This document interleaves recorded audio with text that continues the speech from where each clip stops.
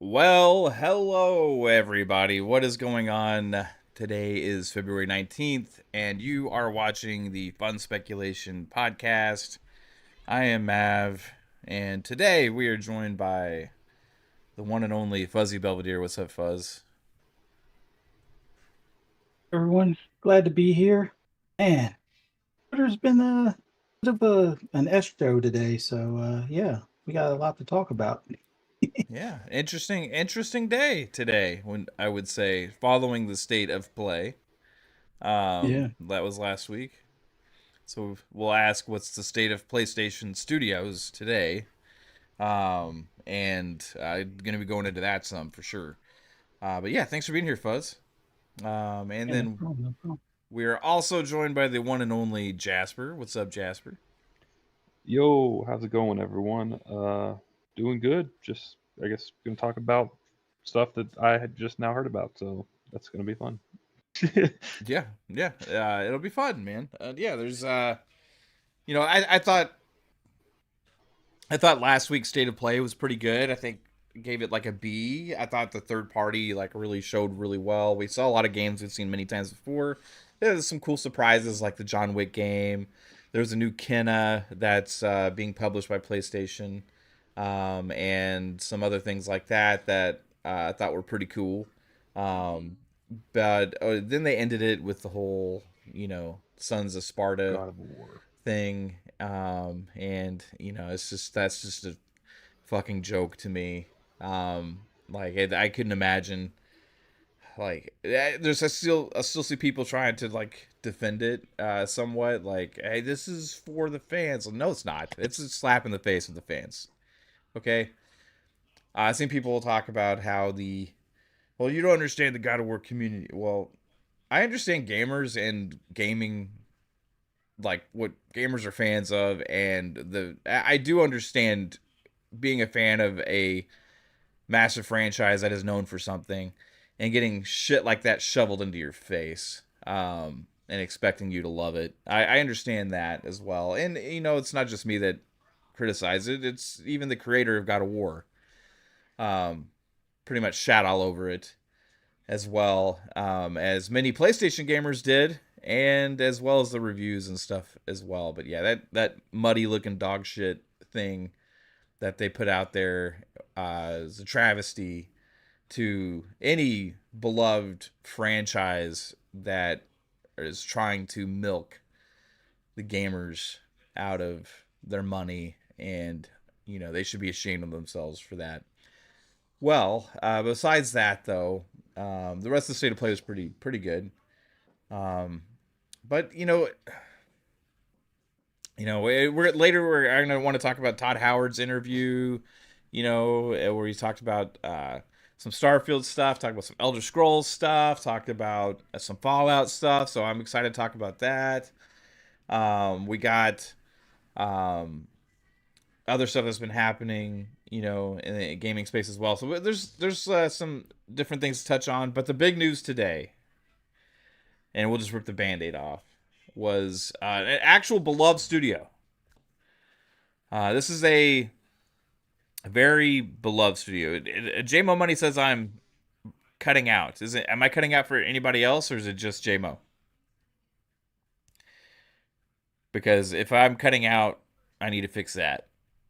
So I mean, you're good for me, but I don't know if it's. yeah, it could be a YouTube thing. Yeah. Too. Like, it's hard to say. YouTube's been kind of shit lately sometimes with some of their streams and stuff. So Well, they just went down the other day. yeah. So hopefully, if it's still happening, try refreshing, because I don't see anything wrong on my end. That's out of the ordinary.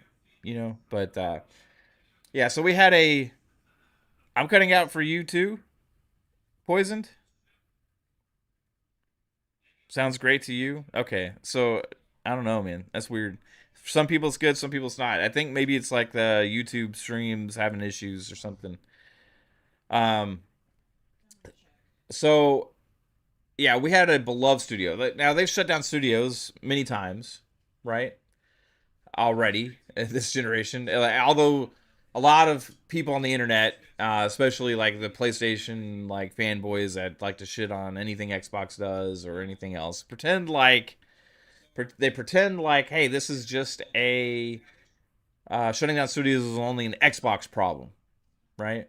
They ignore all the studios PlayStation has shut down over the years, cancellations of games, all that kind of stuff. They ignore all that stuff. They ignore the rest of the industry when it happens across the board. Numerous projects canceled to multiple publishers. Many studios closed from multiple publishers. Independence across the board has been something that's been happening for a couple years now. And PlayStation guys are always like, yeah, PlayStation. You remember the whole like, this is sustainable. The model that they have is the sustainable model. Like nothing, like this is the way you got to do things. You got to keep raising the prices on games, and you got to keep pumping out these certain kinds of games. And this is what's the only way that is sustainable for gaming companies to operate. Well, PlayStation was supposed to be invulnerable according to many of these people until today. I think it slapped him across the fucking face, because studio, one of the studios I think should be the safest. One of the studios I think that should be the safest at PlayStation.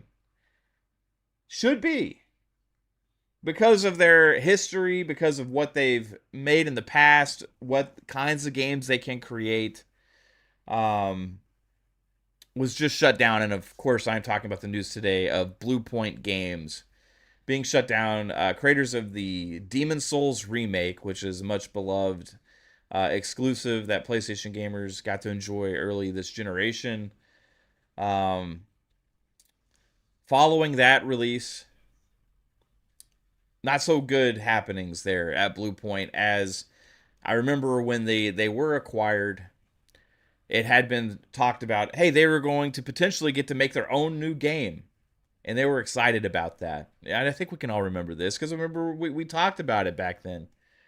They were excited about being able to potentially make their own new game, and we were like, hell yeah, that's awesome because these guys are talented. They make awesome remakes. They make awesome like HD like collections, remasters. They have a history of doing this stuff going back a very long time, and they're a much lauded, talented studio.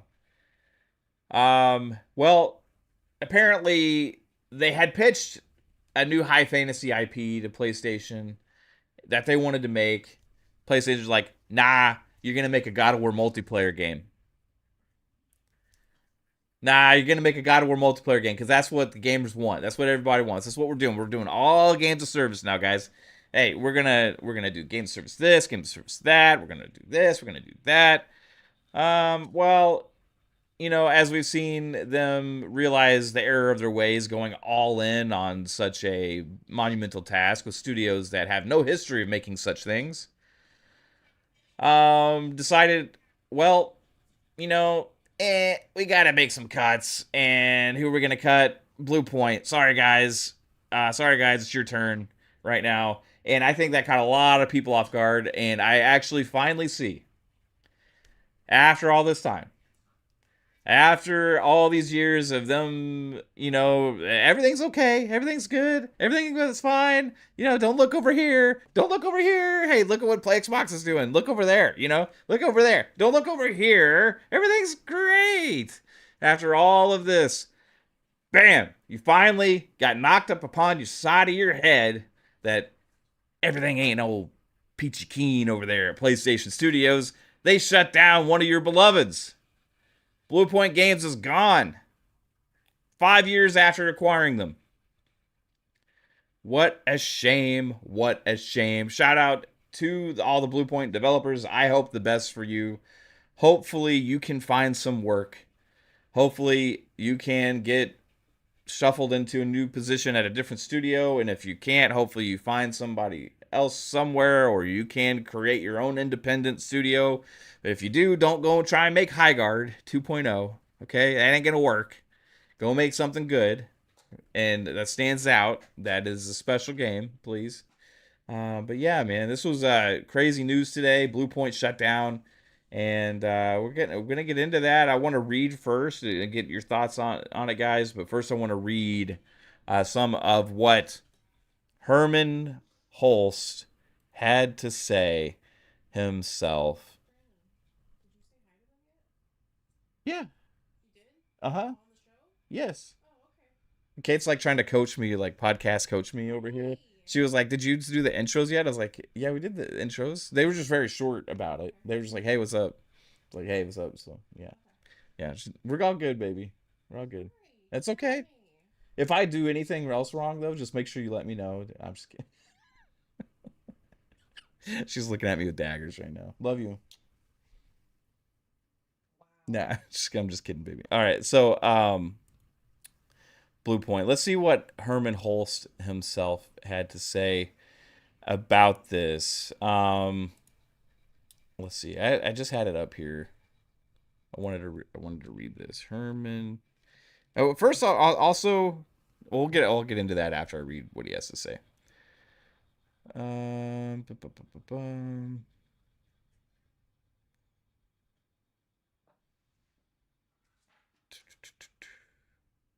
Man, I can't believe I lost this. Where is it? Do either of y'all have this for Herman Holst in your DMs or anything? No, because I just I turned put it it on. in chat. Okay. I'll It's find in it. the Okay, here we Discord go. chat. I got it. Hello, everyone. Herman here. He didn't say that. But hello, everyone. I want to share an important update from the studio business. As I mentioned in the December town hall, 2025 had some strong highlights within PlayStation Studios. Ghost of Yotei launched a critical and commercial success. Death Stranding 2 on the Beach further showcased our commitment to narrative excellence. And Helldivers 2 and MLB The Show continued to drive ongoing player engagement and revenue. At the same time, we're operating in an increasingly challenging industry environment. Rising development costs, slowed industry growth, changing player behavior, and broader economic headwinds are making it harder to build games sustainably. It's funny he used the word sustainable in there. To navigate this reality, we need to continue adapting and evolving. We've taken a close look at our business to ensure we're delivering today while still well positioned for the future. As a result, we will be closing Bluepoint Games in March. This decision was not made lightly.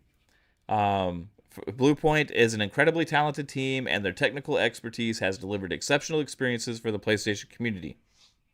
I want to thank everyone at Bluepoint for their creativity, craftsmanship, and commitment to quality. Where possible, we will work to find opportunities for some impacted employees within our global network of studios. While I know this is hard news to hear, I'm confident in the direction we're headed. Creativity, innovation, and building unforgettable experiences for players remain at the heart of PlayStation Studios.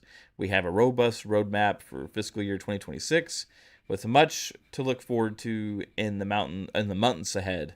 I should leave it saying mountains ahead because they have some obstacles. But months ahead. Thank you for your hard work and continued support. Best, Herman Holst. All right. Fuzzy. Did you see Bluepoint shutting down? I mean, out of all the studios. No, I see. I've been kind of on this wait and watch and see list when it comes to Marathon and Bungie. Also with Haven, they lost their Jade Raymond. basically the founder, and Yeah. then there have been radio silence since as far as for Fair Game. And there's a few other studios that really haven't released anything in a while after getting a couple of projects shot down. Like, and Studios, that's another one that I figured if they didn't get the release that multiplayer game that they were kind of forced to do instead of what was the other game that they did? Days Gone. Like instead of doing Days Gone 2, they were forced to do a games as a service. And since that project got canceled, I figured they were either going to be on, um, you know, uh, assistance duty to help other studios get their stuff across the line and then close them or disintegrate them, kind of thing. But Bungie was the main one, and Marathon got pushed back.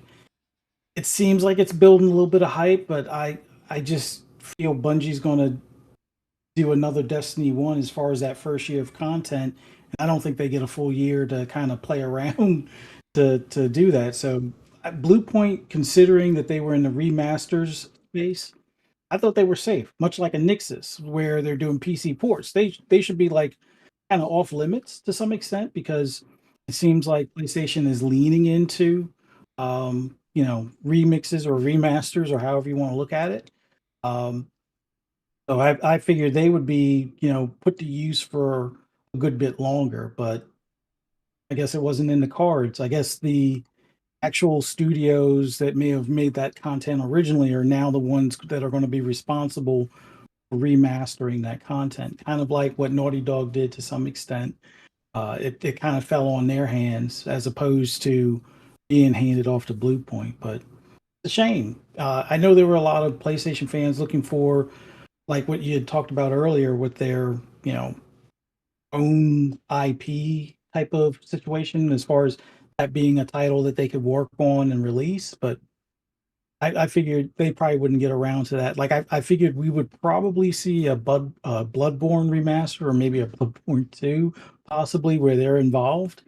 But I guess it wasn't in the cards, or if it's in the cards, it's going to be handed off to somebody else, and that's going to be interesting because it would seem like that would cost Sony more money than having a team that you already own do the work. But yeah, I it was not on my bingo card for 2026. Yeah, and we know how much they love making these remakes and remasters and stuff, and it's like they have the gold standard team to do that. Instead of shuttering them, you would think there's plenty of opportunities for games that gamers actually want to be remade or remastered as well. I mean, instead of shuttering them, you know what I Yeah. mean? So it seems like a mistake in that sense as well. But hey, Jasper, you're just learning of this. Yeah. So did it? I mean, does this catch you off guard? I mean, like, or is this like, hey, you just expect more of this, or what? I mean, kind of both shut down stuff over the last few years. I do think it is kind of interesting that they chose Bluepoint themselves because they are more of a support slash like port studio, I guess. So yes, we're gonna start working on their own stuff, but at the same time with PlayStation and how they're looking to branch out, I figured that they would kind of want to keep some of those studios that are known for making games on other platforms Yeah, and putting those on other platforms. So I would say that's probably the biggest surprising thing for me is just that we know Sony's trying to expand and you're going to shut down the one studio or yeah. one of your studios that is known for that. You know, it's That's probably about it. yeah, it's interesting because like I've noticed like this generation, like PlayStation, and I we had thought this early on. I remember us talking about this, like how are they gonna have the pipeline with how long games take to make, and with they're not having a like as many studios as like Xbox is after all the acquisitions and all these other kind of things, and like we had talked about them, being more reliant on third party, for publishing games, and they've done that more and more so this generation. So they've published a lot of like third party exclusives. They end up going to PC, or a lot of them are PC day and date, or they go to like Xbox later and all these other kind of things. But publishing games for studios that they don't own, right? And also doing deals, like underhanded deals with third party partners to make games exclusive and all that kind of stuff. And it's increasingly seeming like PlayStation is starting to be more content with that model than running and funding some of their own projects and studios, right? Because it's like, okay, we don't have the as much risk maybe with actually funding the studio constantly. They're managing what's going out with doing these deals, and that's just like what it is, and then their expectation is to get the games back. But the internal studios they've dicked around with a lot, Yeah. it's kind of the same story we've heard from multiple publishers. Like WB had the same situation where it's like they couldn't decide what games they were going to make. They were forcing developers to make shit that they've never made before. They were doing this and doing that, and it ends up not working. Ubisoft is notorious for this, and other publishers that have gone this route of like, hey, we're gonna have all of our studios make these things, or we're gonna start going all in on this direction, or do this or that because you like see the trends in gaming, and you're gonna start copying that trend because you're chasing that thing, that next um money money just fucking gold mine, and they're always chasing that thing instead of losing sight on like what makes them special and what made those studios special and what kind of games they're known for. And they lost that. They lost the plot all to chase that gold mine, and it's costing a lot of great studios. And we'll see what happens with Bungie and Marathon. I mean, Bungie is a multiplayer focused studio now, so I mean, Marathon is hopefully going to hit for them. I see some people that saying they love it, some people saying that they think it looks like shit. I'm going to give it a chance for sure because I'm really into extraction shooter right now because of Arc Raiders, and I want it to be good, and I like Bungie shooting mechanics. Um, so I have hope for it, but like, what happens if it doesn't succeed? Them being owned now by PlayStation and more absorbed, also like less separate than they were before after the failings of Destiny and the mass goings on. I don't know however to say it, but the amount of shenanigans that were going on at Bungie, especially after the acquisition, maybe being overvalued, all those kind of things. So Marathon's gonna be really interesting, but I just didn't see Bluepoint, man. Like it's just so stupid. And I gotta question Herman Holst again.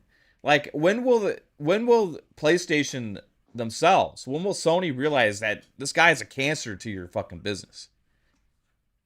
This guy is destroying your internal studios. He is destroying what made PlayStation special from within. I mean, first it was Jim Ryan and that pivot. Herman Holst tries to pick up the pieces, but he's still trying to say that Horizon is the most important IP in PlayStation, and cram Horizon this and Horizon that down your throats. And the Horizon multiplayer game, has that one been canceled yet? I don't even know. No, they just announced it, and it looked like shit. I forgot. Yeah, no, that I forgot. Yeah, that thing. They announced it on Nintendo's show, right? Hunter Gathering or Yeah, something. Oh yeah, yeah. It was yeah, like the day yeah, before the state of play. yeah. It's Or like what? Fortnite meets Horizon. I don't know if it was announced Um, at that Nintendo Direct, but it was announced like after or the day of or something, and it is going to other places. It's going to other places besides PlayStation. I think it's going to is it going to Nintendo and PC as well? I no, it's going to believe. PC. I guess Nintendo, but I that would can't be remember. weird What's to it? put it on Nintendo, an underpowered box compared to Xbox. Well, But I mean, look at the game though. I hey, mean, Xbox players love shooting games, and if you're shooting arrows at robot dinosaurs, I think it might be worthwhile. But who I knows? remember it was announced like the day of that direct. Okay, it's like on PlayStation and Steam. PlayStation and Steam. So that's why it's like my mind is like kind of coincided with that direct. Yeah, it's going to PlayStation PC. But I mean that game looks like dog shit. They just had the Sons of Sparta Shadow Drop, and we know they were trying to shovel that down people's throats. I mean, when is Sony going to realize that this guy is ruining what makes them special? I mean, they had the whole after Jim Ryan left, the co-CEO thing, Hiroki Totoki and Herman Holst, and then Hiroki Totoki ends up taking over. Herman Holst ends up being just ahead of the games side, and then now we see Bluepoint closed. Like, I don't know if that was his decision or if that was a cold calculated um, money move, by above him. But I will say that them not having anything to ship relatively soon to keep that studio alive would be on Herman Holst. Um, because of the whole God of War multiplayer thing, not greenlighting their other IP that they wanted to make after the acquisition and all that. And yeah, it's pretty crazy. Like the state of PlayStation Studios, the actual in-house studios. I mean, you got some highlights. Sucker Punch still doing their thing. Ghost of Yote was well received. But man, we haven't had one Naughty Dog actual full game release this entire generation so far, and we don't know when Intergalactic's coming. Um, the stuff that they put out early was mostly just kind of like quick off sequels, you know. like Horizon Forbidden West, God of War Ragnarok, the Demons Souls remake. But we haven't seen. It's not the same as it was, man. Like we haven't seen these great new IPs or the great, you know, sequels expanding upon what they've done before in bold new ways, and like, this is what happened. Like, I don't know, man. Like, I mean, Fuzzy, what happened to PlayStation Studios? Uh, like you said, they lost the plot. I mean, I think the biggest thing is they've kind of trained their customer base or their audience to love these very cinematic, bombastic bangers of single player games. And we've seen a few of them have a multiplayer component that, keeps some attention, but it never seems to rise to the occasion of something along the lines of like a Call of Duty, which they were fine collecting the 30%, or maybe it was a little bit less, but collecting that from Call of Duty or 2K and so forth. So they never really sought to make their own, games as a service. Xbox has been kind of pushing that focus for over a decade now, if not longer. And they're making money off of their single player games as well as a lot of their multiplayer and live service games.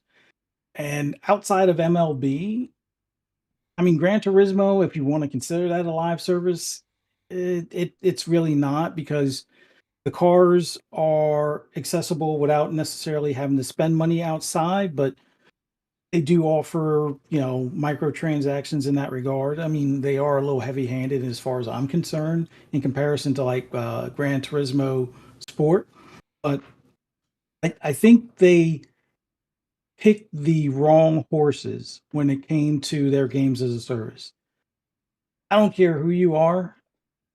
I honestly believe to this day, something like Factions, even if they had to get another studio or a third party or expand that studio to have a live service team just for that game, would have been worth it.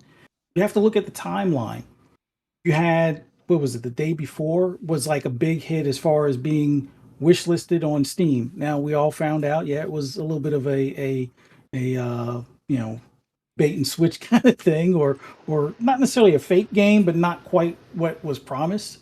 Um, and that genre, as far as something looking like the Division and having like a Last of Us feel with like zombies or whatever, I think was what a lot of people have wanted for some time. So if they could have pulled that off, I think they would have had the success to be able to lean on that game to make revenue for other games, or to fatten their pockets and get those percentages up as far as what they had as far as reoccurring revenue. um the Spider-Man game, Into the Web, or whatever they were going to call it, where Mhm. you and three of your friends could go through, New York City as various Spider Man characters Mhm. and things, I think would have been a huge success. I mean, sure, they would have had to pay a hefty licensing fee, but looking at things like Marvel Rivals, I don't think that would have been too far of a stretch for them to be able to easily cash in on that with a variety of skins and things that you could do, whether it's different backpacks or different cats that you can have in your apartment or your apartment in general. They could have monetized the heck out of that game, and people would still be playing it to this day, and probably 5 to 10 years later with annual updates, or every 4 to 6 months kind of thing. I think they would have had an easy revenue stream with that. Um, as far as other live service approaches, we'll see how Marathon fares for them. I hope for Bungie's sake it does well, but it's feeling like it if Bungie's up to their old ways of kind of putting stuff out there and then taking forever to have meaningful content that the player base wants, this thing is not going to survive for that long. You can't have a Destiny 1 almost a year of, well, not really vaporware, but it was less than an inspiring DLC until it was the Witcher King, King or Witcher Queen, whatever it was. I can't remember I remember that first year after you finally get to Endgame, it was kind of dry. So I hope that they have a better plan in place for Marathon. But outside of that, whether you want to point the finger at Jim Ryan or point the finger at the higher ups at Sony not listening to Sean Layden when it came to that whole sustainability on the AAA space, they've pretty much made their own bed. Now they have to lay in it, and canceling games, as much as it may seem like it's saving face and saving money, just imagine all the money for those studios and the salaries and the money and time invested and the resources allocated to those games that they've canceled. And then the ones that are kind of in limbo, like Fair Game, that's still kind of in limbo. Yeah. Will we ever see it? Will it just be something that quietly gets canceled if Marathon doesn't succeed, or if Marathon succeeds, do we even bother with a Fair Game at that point, kind of thing? So there's some pros and cons that we got to look forward to. I mean, they're relying on a lot of third party as far as some of the China project stuff that they have going, some of their other partners that they've leaned on. Although Square is not be seeming to be wanting to be one for now. Ninja seems like they're or Koei Tecmo seems like they're fine for the moment, but if things don't start paying off, they might even bow out, kind of like the way Square did. So we'll see if Sony can get back to focusing on the single player stuff, which they have a decent amount of stuff lined up. They got Wolverine lined up. We'll see if that's released for this year or if it's a next year title. We haven't heard as far as a timeline. Soros, for the sake of that studio, I can't remember the name right now, but for the sake of that studio, hopefully it outperforms Housemarque. Hopefully this outperforms what Returnal did.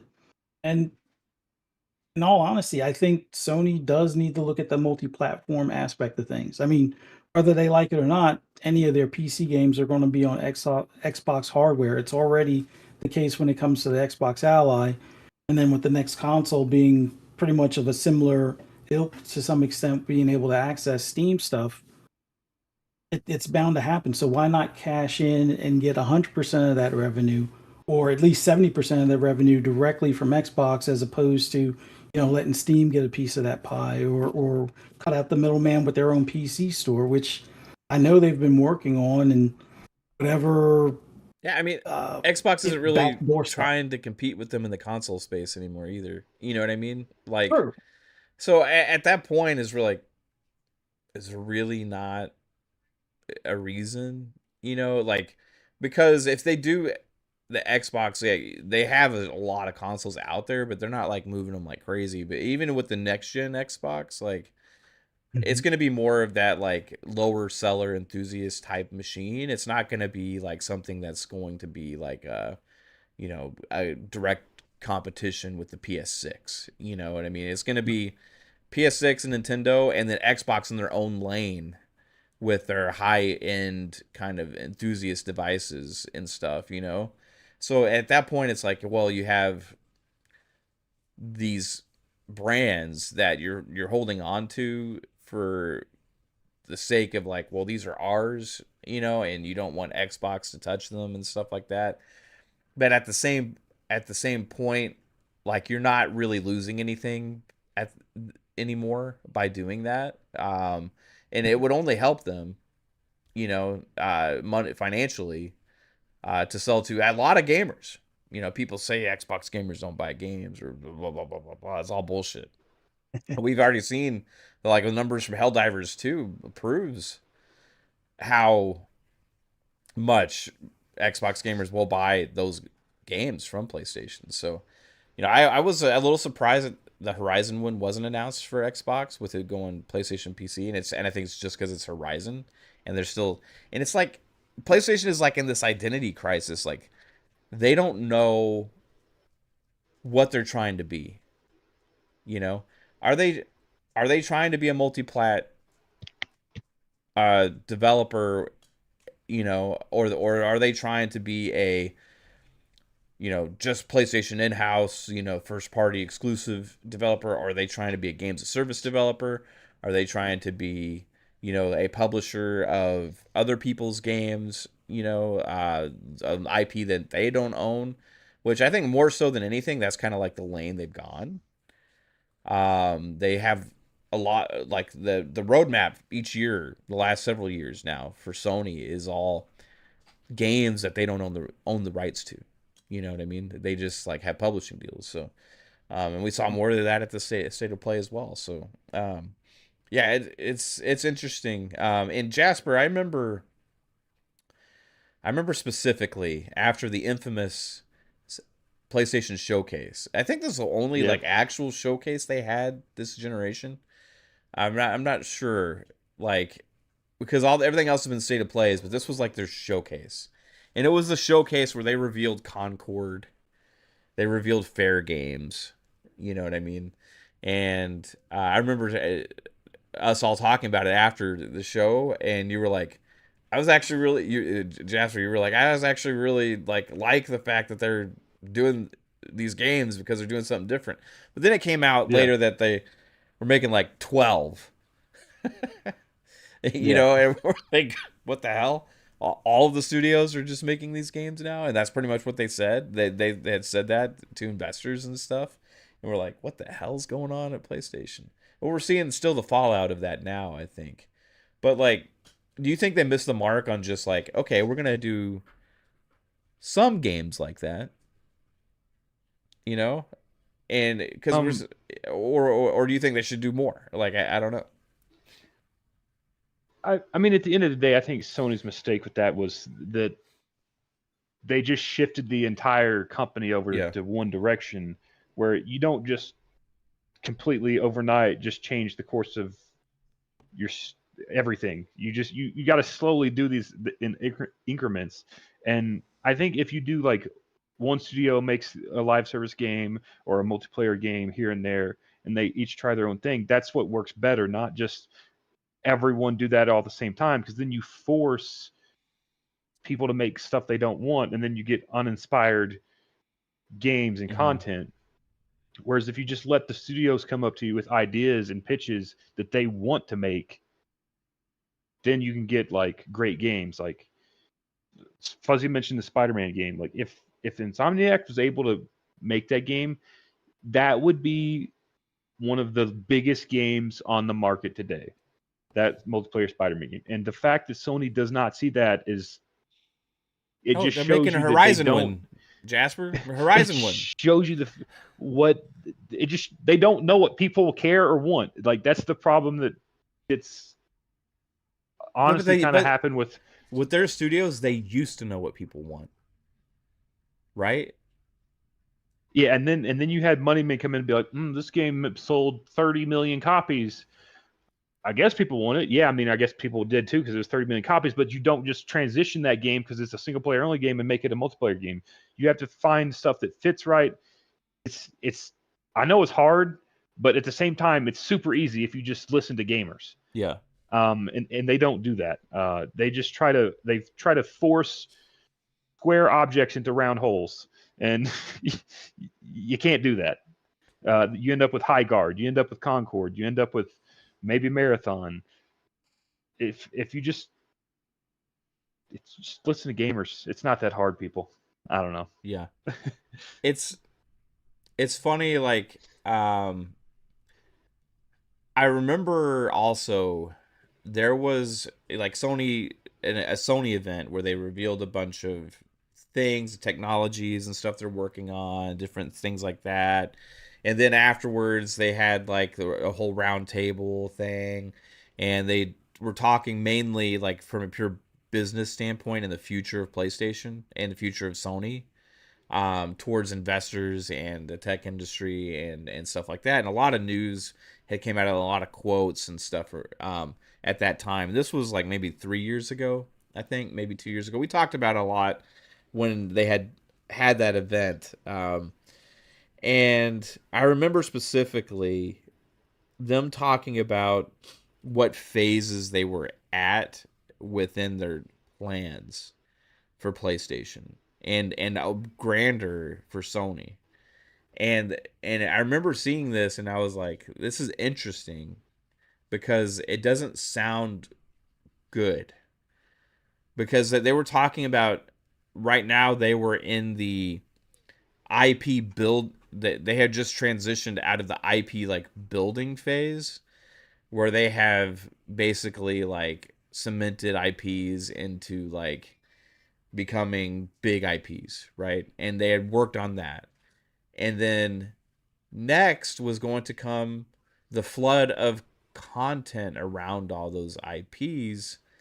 And it they talked in that about like basically less new things, but exploitation of what they built. And it seemed in a like when I remember seeing this, I mean, it seemed like in a scummy way of basically like we're basically building these certain IPs and we're just going to cram content around those around everybody's throat, and they're just going to like it because of the IP, right? Not because of the games themselves. It's like they expected.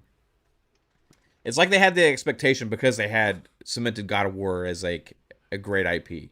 That they cemented as Horizon as a, in their belief, a great IP. They cemented these franchises as like great IPs.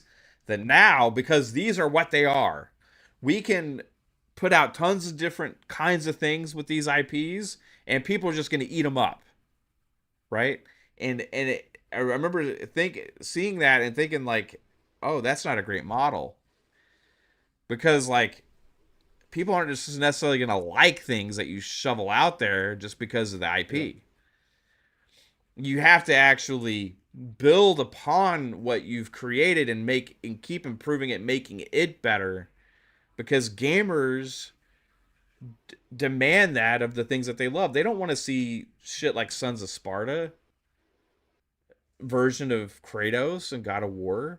They don't want to see this Horizon multiplayer shitfest that they're throwing out there to people.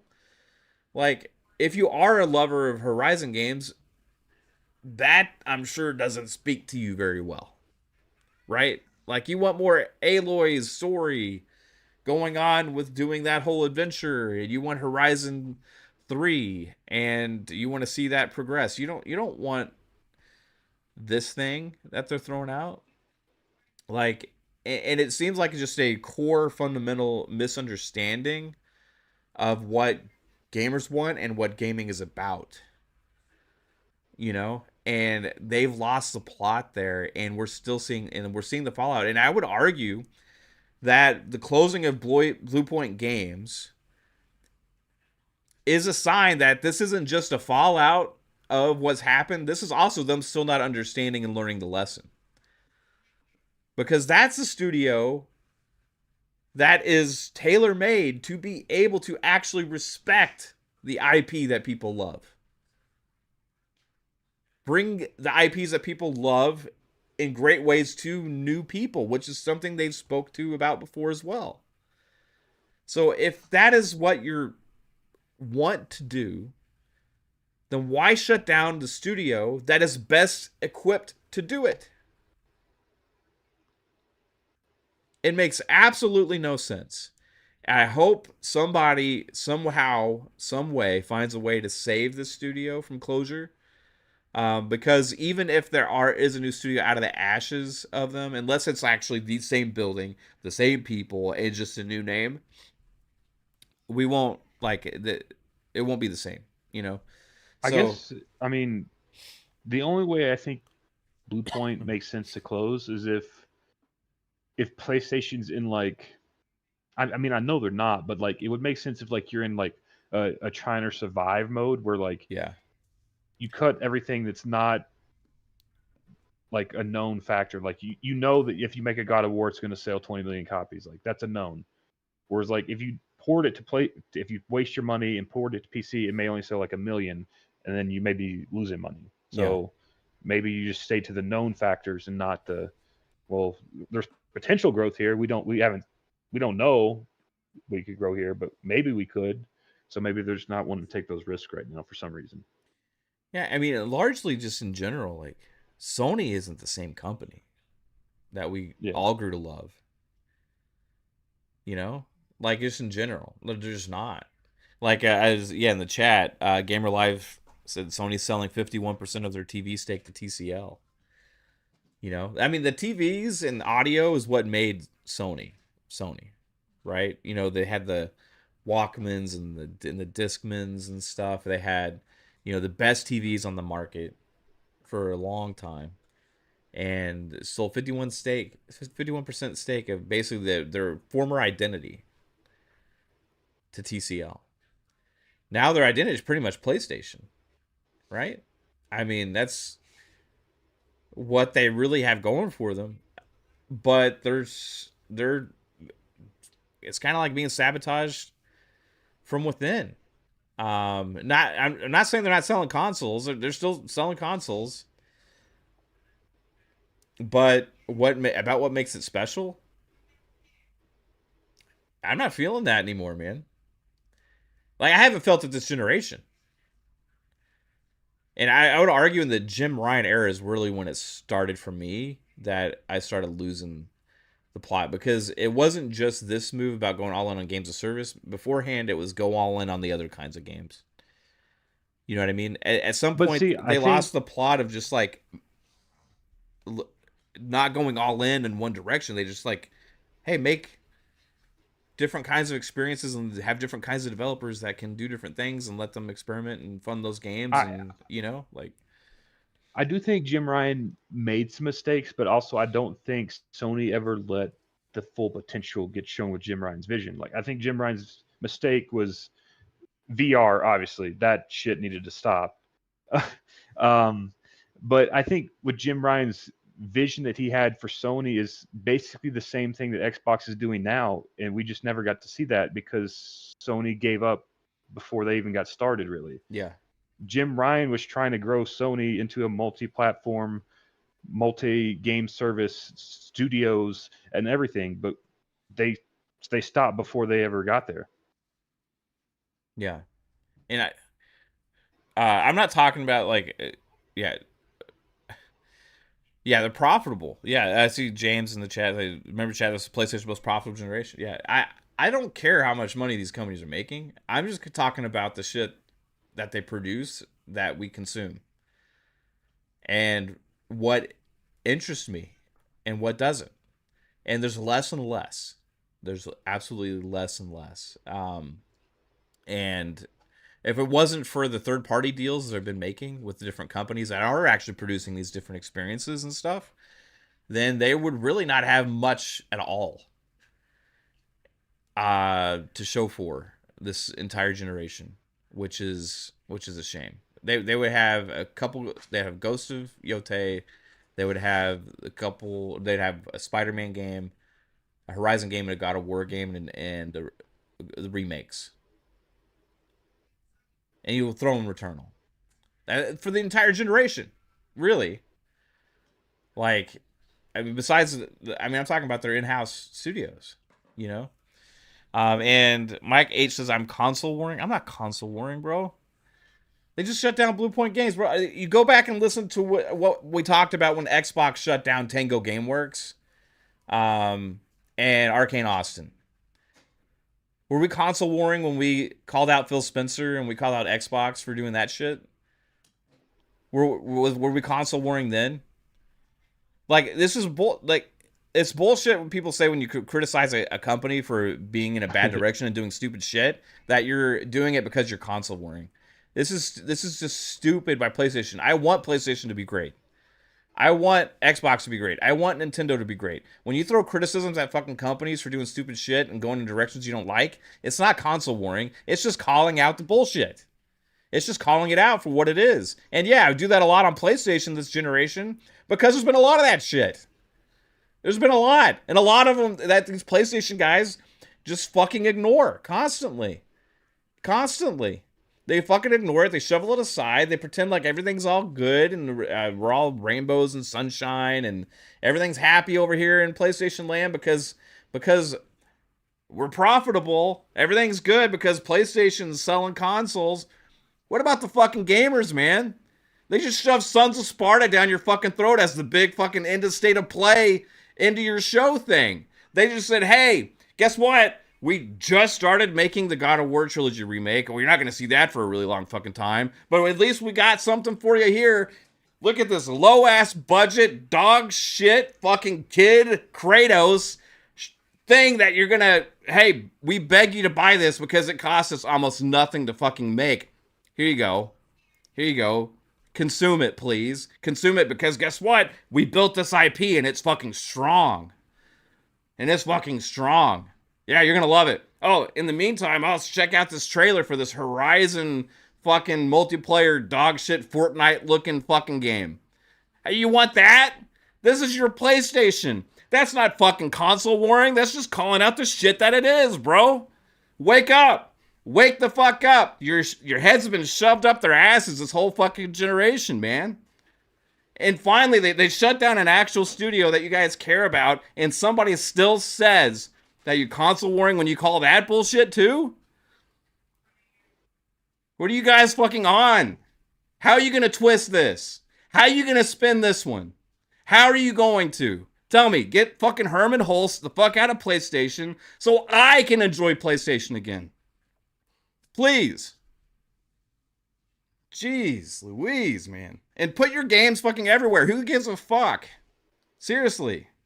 Who gives a fuck this day and age? Let's just all play games wherever the fuck we want to play them. How about that? Enough about the fucking plastic boxes. It's not about the fucking consoles, it's about the fucking games. Anyway.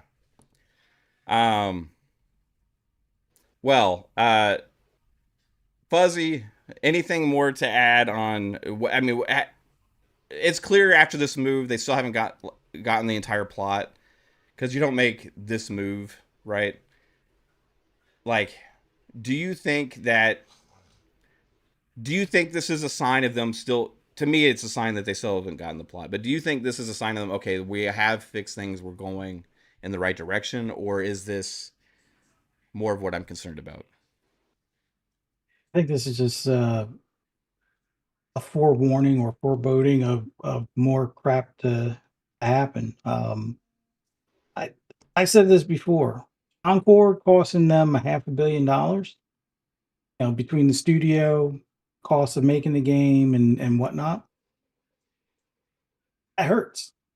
And if it makes them look sideways at any other project that's similar, that's a few $1 billion that they got wrapped up in stuff that's probably not going to get them any type of return. So the fact that Guerrilla is further away from doing a Horizon 3, which maybe it comes 2030 or 2028 or whatever. Maybe that's when the PS6 gets released and it's a launch title. So be it. It'll probably be cross-gen at that point, so it won't reach its full potential. But I think this is just a sign of things to come. I would say if you're a PlayStation fan, but not necessarily a Bungie fan or like those types of shooters, just go and buy Marathon just to kind of prevent any more surprises and closures. Because if Marathon doesn't land, that'll be the end of Bungie. The group that made Halo, the group that made Destiny, it's absorbed by Sony. They've already moved people on the board. This is their final shot. Yeah. There is no, second chance. That's it. Marathon is their do or die. So pre-order it now. I don't care if you had no intention of playing it, but you want that Sony good news cycle to continue. Go ahead and pre-order it, even if you don't play it. Give it away to a friend. You use it as a coaster or something. I don't care. Just buy it so that way you don't have to hear any more bad news. Because I think after that flops,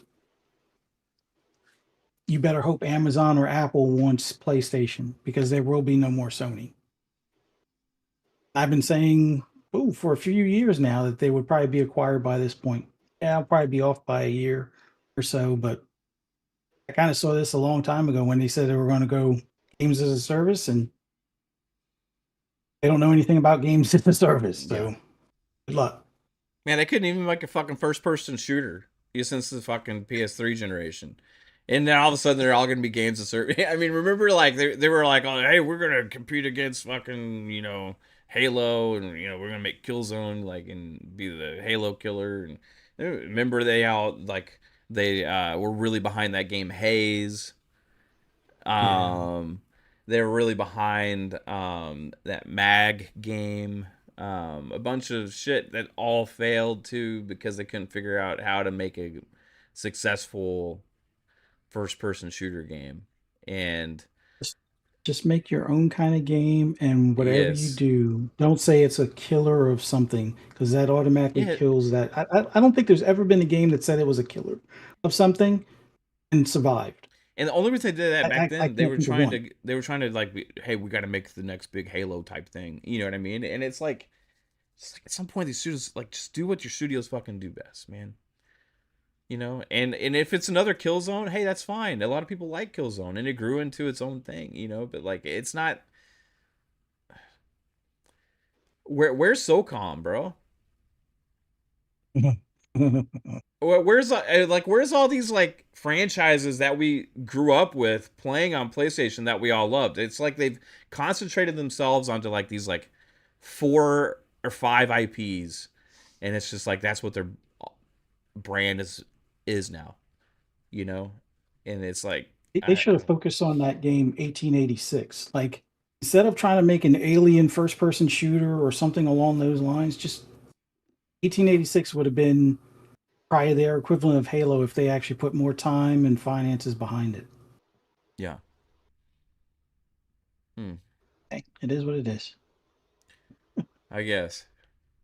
Yeah, it's a shame. I mean, they're not the only ones like guilty of this stuff. I mean, many big publishers are all guilty of this stuff. Xbox has done some of this as well, like, and they've made horrible decisions as well, and we've called them out.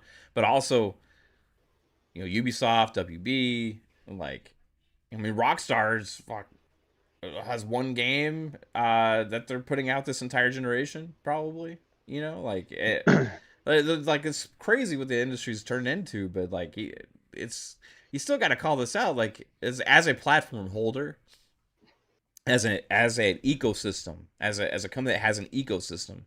Like they have. I think they just lost the plot on what made them special. Jasper, do you think they are going to like this is they going to go in the right direction here, or is this more signs that they are going in a bad direction with Bluepoint? I mean, I think it kind of comes down to I I don't really know because I'm sure Sony has their own vision that they see set forward, and I guess that's without Bluepoint. Yeah. I don't know where their vision is. It's hard to say. I thought, I mean, if you would have asked me last month, if you would have asked me yesterday, if you would have asked me a year ago, I thought it would have been in the same direction that Xbox is trying to take it, that they're just taking it slower. Maybe that's still the case. I think just time will have to tell with this. Yeah. Maybe that they see that just the where the direction that the game industry is going, that they don't need them anymore. I don't know. Yeah, which is scary. Like, I saw the same dude in the chat put in like, they're a small team. They're only 70 people, not a massive studio. Well, that makes it even like they can't afford to have a team of 70. They're going out there doing special shit. Like really. I mean, so it's like if that's a sign that they don't need them, or that's not a. That's kind of what I'm getting at. Like, this isn't like aligned with our future of our business, the studio, and that's why they're cutting them. Like that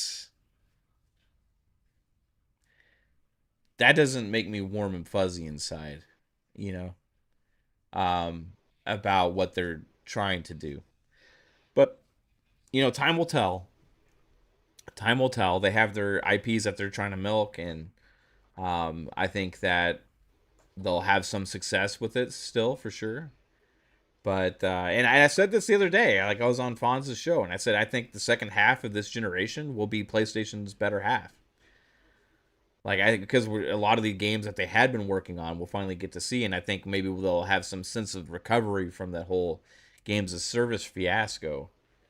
Um, but I don't know, like when I see like a game like Bluepoint shutting down, a studio like Bluepoint shutting down, like that makes me less optimistic about the second half of this generation.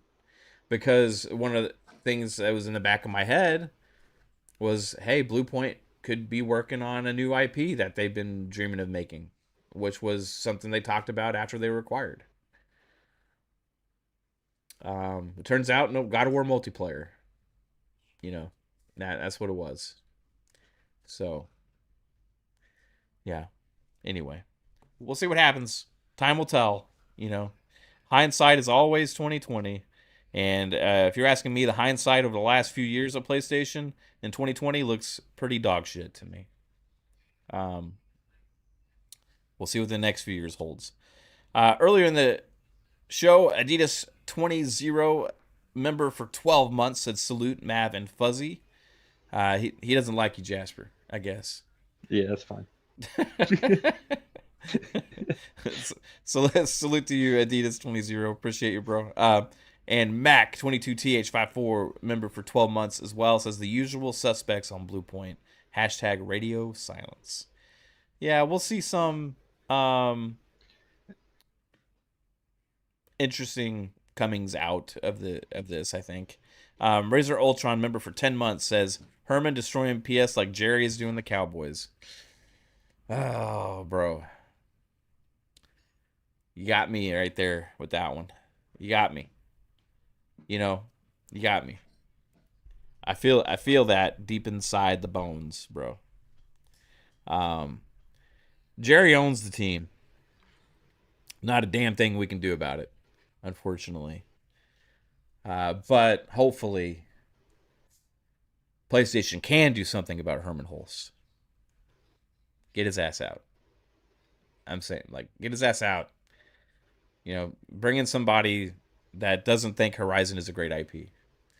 Doesn't shove Sons of Sparta down people's throats and have other things like this happen. I would just say that would be a good move, I think. All right. Well, that's not the only thing that's been going on. So we got to move on. I know everybody loves to talk about the negative shit.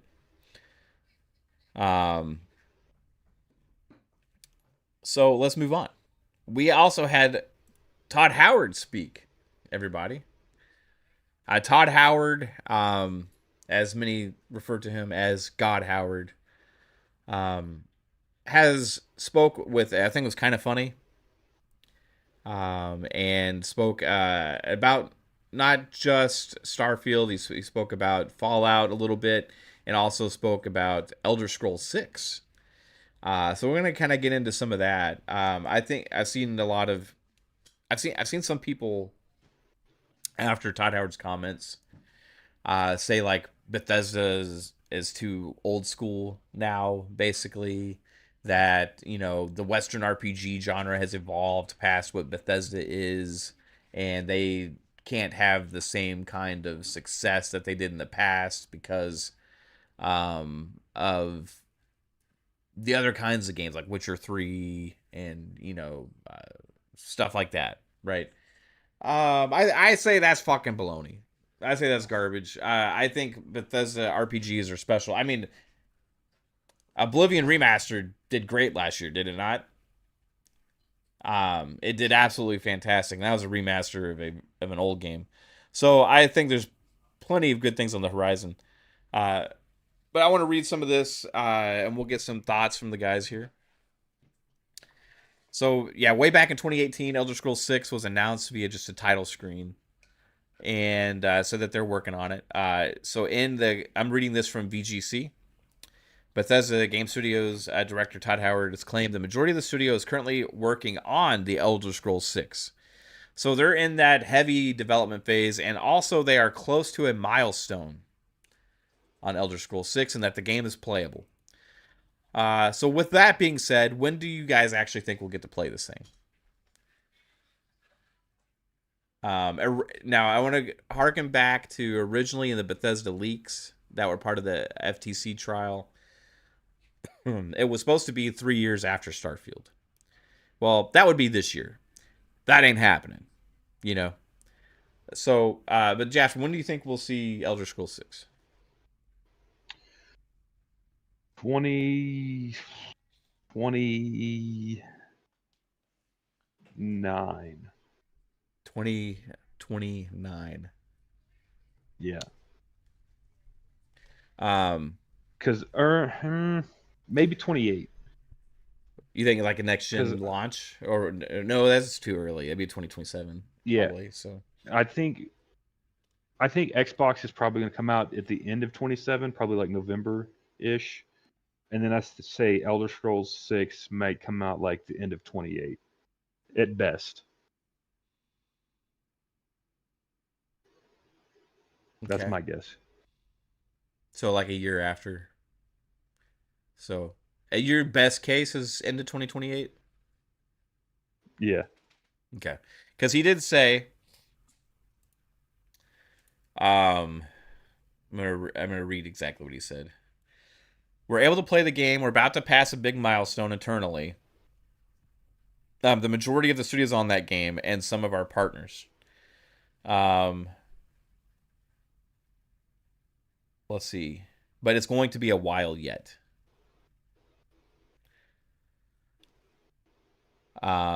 So what does a while yet mean, Fuzzy? I mean, I kind of figured 2026 we get to see some gameplay, but I think Jasper's spot on with 2028 best case. We get to see something this year, maybe a deeper dive next year with a release date early 28 or late 28, because Bethesda likes to release stuff in the second half of the year. So Right. Yeah. Okay. I'm gonna say that you guys are probably on the money with the 2028. But the good news with that also is I think we will see some of the game, maybe. Like I'm hoping, because he is actually answering questions and talking about it. Whole team's on it. Do we actually see like a actual trailer reveal this year at the summer showcase? Because that would put it on track. Okay, so if it's this summer, we get to see, hey, what is this game actually fucking, some semblance of what it is and what it looks like. You know what I mean? That would put it on track for, okay, they get maybe next year they can do an updated trailer or a actual kind of like more gameplay or something, or maybe another tease, or do more interviews and kind of just start the hype and marketing about it, that with little things here and there. You know, I'm not saying like a big marketing thing. I'm just saying like once you get it out there more, it can kind of plant that seed to where everybody's just craving any little bit of information, and you can use that with little interviews. Like he did this with Starfield. He would do little interviews. You know, they would have like one trailer, then another, next year there'd be another trailer. You know, that kind of stuff, right? So I would say it could be potentially set the stage for an actual like reveal this year, with basically like a 2-year window of like updates, trailers, maybe like a dev direct in 2028, you know, before the game actually comes out. So I would say that's probably about accurate. What they also said something interesting. Now, when they talked about the creation engine for Starfield, they talked about making Creation Engine 2.0, which is going to be the foundation for what their games would be in the future. But now also he's saying Creation 2.0 evolving into Creation 3.0, in which the Elder Scrolls 6 will be built upon 3.0. So that's going to be interesting as well. So like what improvements, advancements will they have made? And I want to go on to some other things. Also, he talked about that the game will be basically staying true to like Oblivion, Skyrim, those style of Elder Scrolls games. So anybody that was thinking this was going to be something that's not a true to form Bethesda RPG at its core, um, will be disappointed, and I am super happy because that is exactly what I want. And it seems like some people don't want that anymore, and I think that that's okay that some people prefer other kinds of games. But I don't want people asking and putting out there to Todd Howard that they need to turn a Bethesda game into a CD Projekt Red game, right? Like, let them do their thing, stay in their lane, and make the kind of games that they make. Otherwise, everything's samey. Their games are special for a reason, and we talked about this a lot was before Starfield came out, about people, or after Starfield came out, with people talking about it's missing this, that, like, and just basically talking about shit other games have. You know, it's like this is a fucking Bethesda game. You know what I mean? Um, so with it saying true to what makes a Bethesda game, do you think that the people that are concerned that it can succeed in today's market after people have been changed supposedly by games like Witcher 3 and other Western RPGs, do you think that Elder Scrolls 6 will go out there and be as successful as like Skyrim was? We'll go to you first, Fuzz.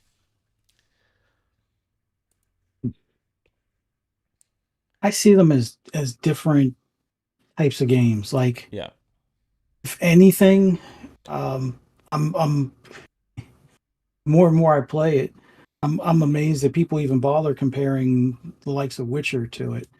I get that Witcher is a bit of a fantasy game, but I think honestly, and call me crazy for saying it, I think Kingdom Come Deliverance is a better fleshed out, although more based in reality game, but it has a lot more subsystems to it.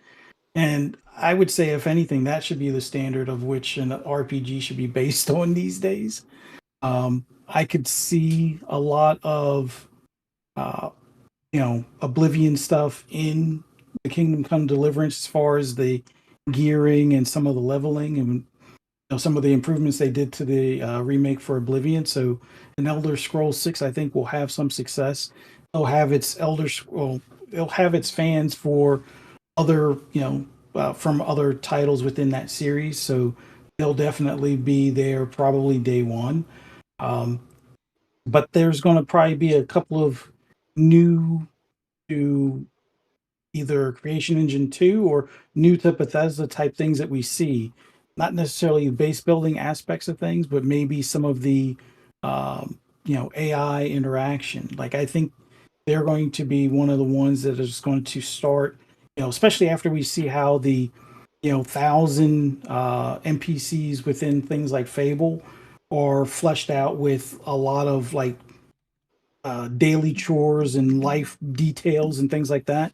I think they'll be able to incorporate something similar into their NPCs and have it where it's more dynamic as far as how the towns react or how NPCs react to you or some of the questions or quests that they can provide and stuff. So I think there'll be some new feature that we'll all be craving in Elder Scrolls 6 that they'll probably unveil either at the June showcase this year or sometime next year when they get closer to talking about a release date. But I have no doubt it'll be successful. It may not be Oblivion successful, but a lot of games are not reaching what some of the earlier titles within a series 10 years ago have done. So I would say by their measures of success, it'll probably do well enough. Like, I fully see it doing more than 10 million in its first year. Oh yeah.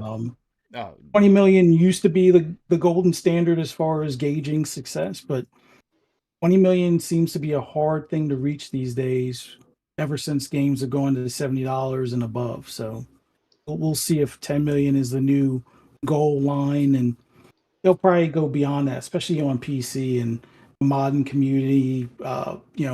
Really falling in love with that game and fixing whatever they may see as missed opportunities from Bethesda themselves. So I think it will have success on the Xbox platform as well as on PC in general. And it'll more than likely be everywhere at the same time. We'll see how many, Switch owners and PS5 owners pick it up day one as well. So Mm-hmm. it should do for.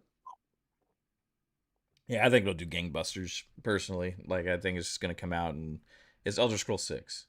People have been waiting Yeah. for this shit since Skyrim came out.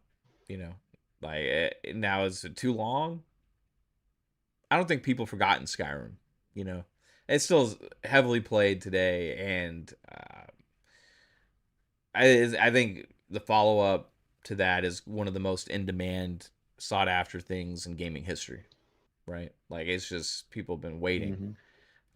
So Jasper, um, your thoughts on gamers have changed now because of other Western RPGs have surpassed Bethesda, and if it stays true that they will not be able to succeed like they have in the past. That's basically what some people are saying out there.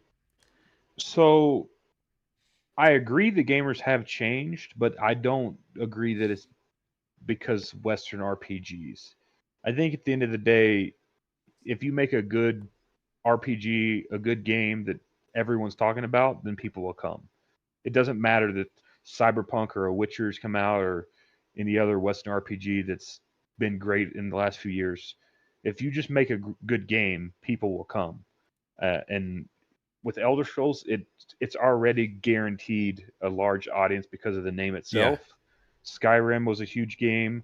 The second that people start talking about this and getting like information about it, be like, oh yeah, Skyrim that you played 10 years ago, or I guess at this point freaking 15 16 years ago.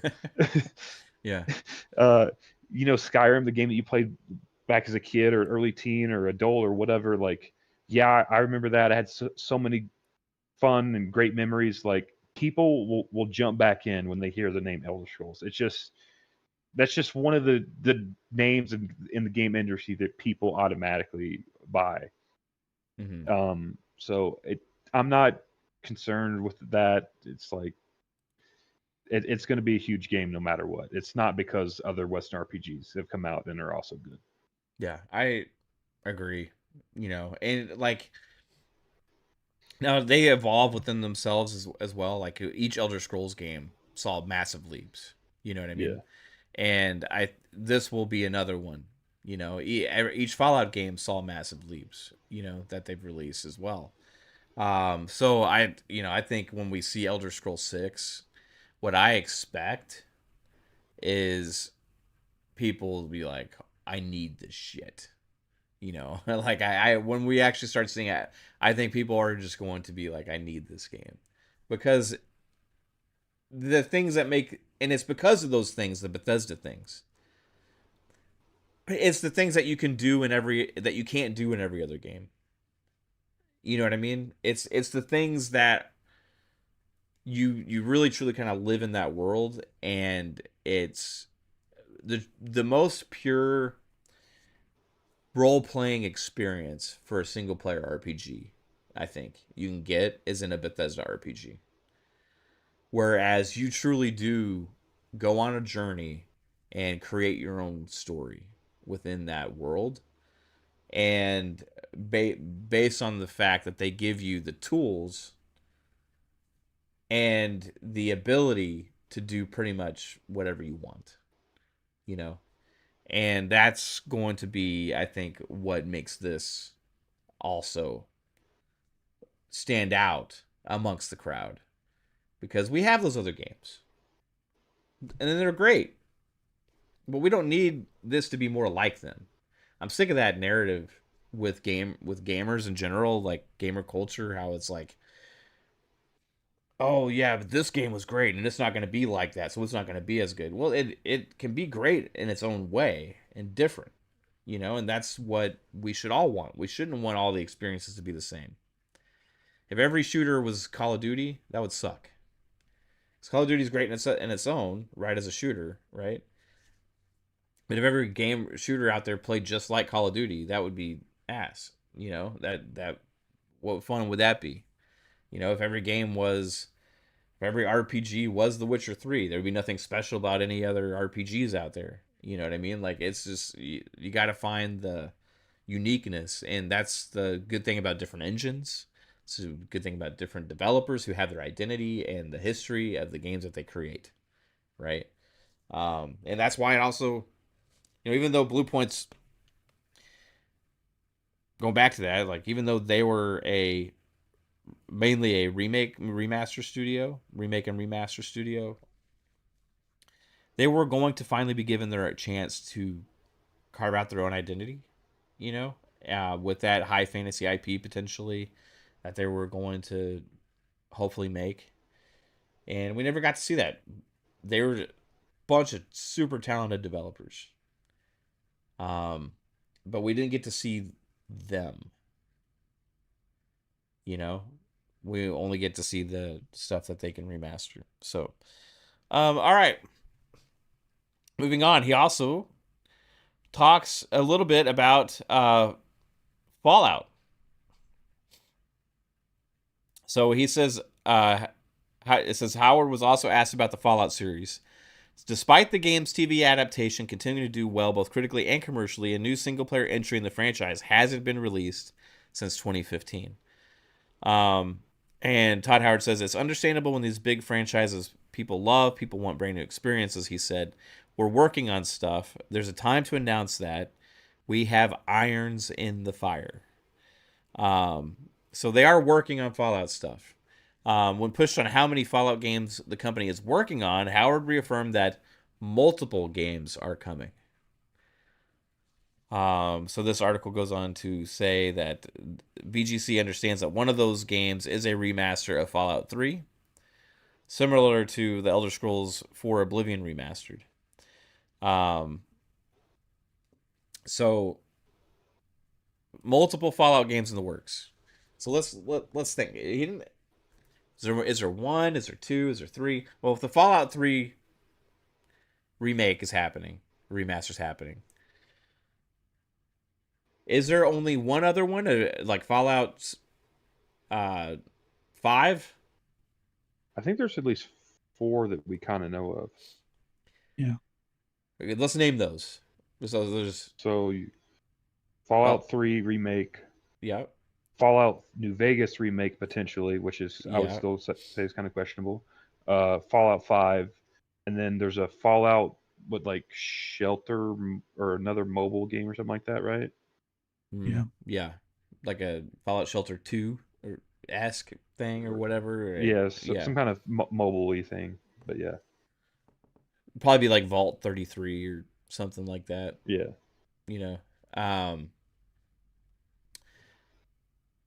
Yeah, I think ultimately we're going to see, hopefully, now Fallout's huge, so hopefully we see some announcements of some of these things soon. I predict at least one at the Summer Game Showcase. Fallout 5, I don't know when we'll see that. That's another, like, because one thing Todd Howard is bullish on their core team, working on one major game at a time, right? And right now they are working mostly on Elder Scrolls, right? So what I'm understanding probably is I think they have the groundwork probably for Fallout 5 in a small team, and they probably have partners working on the remasters and stuff that they're probably also contributing to as well. Maybe they have a team with a partner or whatever to also do the mobile thing. But I don't think we're going to actually see Fallout 5. Optimistically, at best, 5 years. Till it comes out? Fallout 5, yeah. No, I think 6? 20. I'm thinking like 2033 or something. Yeah, 6, 7 years? 34. Yeah. Start placing your bets now. Which comes first, GTA 7 or Fallout 5? Oh, Fallout Fallout 5. 5. GTA 7's 2050 at this point. Yeah. Yeah. I mean, I do maybe like Take-Two goes a different direction. They have more like spin-off content with GTA or something after GTA 6. So that way people don't have to wait as long or something. I don't know. But or like expansion type DLC story-based things or something like. Yeah, man, I was like thinking about it like when he was talking about, because like the way that, and he's talked about this before, like Starfield was their thing. Now we're Elder Scrolls 6, and then after that, I'm assuming will be Fallout. You but yeah, it's pretty crazy to think that it will be so long. Now, do they allow like a different team to make like a New Vegas 2? Yeah. Because they didn't make New Vegas. Obsidian did. Yeah. And it maybe could be new something else, right? So that I would say we may get a single player Fallout sooner than that, right? But I think it would be through one of their partners, another team, and maybe that's one of the projects they're working on as well. Yeah, because we know they brought back Tim Kaine, the original creator or co-creator of Fallout. So that's something to keep an eye on, like Fallout, whatever, by a different team. It could be Obsidian, could be some other studio. Who knows? But I wouldn't be surprised. Like, I guess, yeah, Fallout 5 could still be far away, but like even Fallout New Vegas, it's not technically a numbered Fallout, but it's still a massive game. Oh, so yeah, huge. Yeah. It still plays like a Fallout game. It's a Fallout game at the end of the day. Right. Like, exactly. And Obsidian can turn out good content in a reasonable amount of time. Yeah. Like I think they've been working on something for at least a year, if not 2, at this point. Yeah. Yeah, I mean, Obsidian just had Avowed hit PlayStation, and it's been really well received on PlayStation as well. And it turns out that Avowed did really well, actually, upon release. And though I've started to think that maybe there will be an Avowed 2. Yeah, I thought they already greenlit that or something. I don't know. They can't greenlit remember. that, but not an Outer Worlds 3. Yeah, I don't think we'll see an Outer Worlds 3. It's unfortunate, but I don't see it happening. But yeah, they'll probably get an Avowed 2 at some point from them. So like, I'm trying to think of Obsidian's games, right? Like, okay, what could they be working on? Well, they got Grounded 2 out. They had Avowed come out last year. They had Outer Worlds 2 come out last year. They said they wanted to be almost one game a year. Now, this last year was kind of special because they had 3 games actually launch in 1 year, which is absolutely crazy. But I'm thinking we'll see an Avowed 2. We'll see maybe another smaller project from them, and then hopefully like Fallout New Vegas, something, right? So going on, he also talks about Starfield, guys. And some will be unhappy about what he says about Starfield. Some will be happy about what he says about Starfield.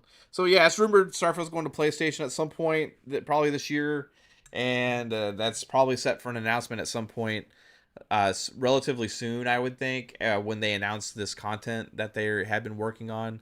But he wanted to lower people's expectations about this whole Starfield 2.0 thing, because we all love the 2.0 thing where you have the like cyberpunk resurgence or all this or that or whatever, right? He went on to say like, hey, this isn't like a 2.0 kind of thing, so he wants to set people's expectations there, right? But he said like, if you're not into Starfield now, you're probably not going to like it after this update, but if you love Starfield, this is for you. So some people aren't going to like that, because they want Starfield to morph into something else, right? I say, fuck yeah, Todd. Because Starfield was a great game, is a great game, and will continue to be a great fucking game for a long time. And it doesn't need to be something else. Give us fucking more Starfield content. Give us more updates on it, and keep updating it over the years. If people that don't like Starfield, hey, that's fine. Don't fucking play it. But for the people that love Starfield, this is for them. That's what I gotta say. I actually love him like saying that, and even going on to say like that when he said the thing about like if you don't love Starfield or you don't like Starfield, this probably isn't going to change anything for you. Like, okay, cool, man. That's fine. But he said if you love it, this you're going to probably like the content. Hey, cool, man. Let's not change it in anything that it doesn't need to be. Let's just fucking make great fucking content for Starfield and keep Starfield being amazing fucking game. Now, some will be disappointed. Are you disappointed in No Starfield 2.0 Fuzzy, or do you think that it's the right direction? I, I think well, when I was thinking 2.0, it wasn't necessarily like a complete reboot. It was pretty much, I just want, well, a couple of things. I want two of my bugs fixed. Yeah. The main base where the ground is missing on one of my playthroughs, I want that fixed. And then the other playthrough where enemies land a ship but never exit the ship. Those are my only real bugs. The only other things I was hoping for would be more laser weapons, because that was probably the least covered weaponry area. I mean, they could put some like additional blades because they had the I forget the one blade that was in the game from the beginning, but they could add a few more weapons, maybe a few more gear. Maybe there's a new um faction or something like that. That's kind of what I was expecting out of this 2.0 or whatever they were working on, is more stuff. Not necessarily a change, a big change to stuff, just more stuff. So if it means maybe a hoverboard to go along with if you don't have a jetpack or something, that would be kind of cool. But I just want more laser weapons, the two major bugs that I've encountered fixed, so I don't have to abandon those playthroughs altogether. Maybe a new faction, another group to either fight or become a part of, or have to worry about when you're traveling in space. And that's about it. Like, Yeah. maybe add a co-op aspect to it. That I Yeah, I think would would like that. be It would be next cool. level. Or I mean, it's like they already have Fallout 76 and they already have Elder Scrolls Online. I would love a Starfield Online, you know. Mhm. Um I don't know if that's going to happen, but At some point, I think there'll be a mod for it. If Bethesda doesn't do it themselves, somebody will figure out something so you can have like your whole squad of you know pirate ships yeah. just terrorizing the solar system.